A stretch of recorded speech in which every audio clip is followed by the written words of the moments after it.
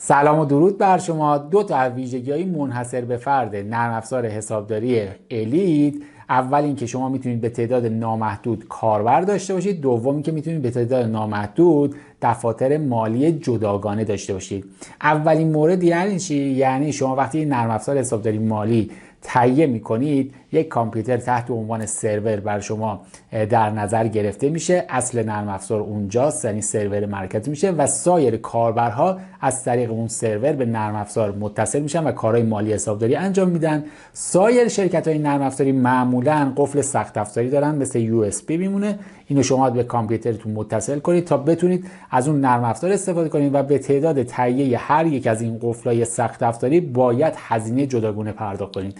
اما در نرم افزار حسابداری مالی و الیت شما نیازی به این قفل سخت افزاری ندارید و به تعداد مورد نیاز خودتون کاربرهاتون رو همون ابتدا معرفی میکنید و بدون هیچ هزینه اضافی میتونید شما به سرور مرکزیتون متصل باشید و از این نرم افزار استفاده کنید. اما دومین ویژگی، شما به تعداد نامحدود میتونید دفاتر مالی جداگانه برای این نرم افزار تعریف کنید. یعنی فرض کنید شما یک شرکت خدماتی هستید، 10 تا مجموعه مختلف و میخواید کارهای مالی حسابداریشو جداگانه انجام بدید.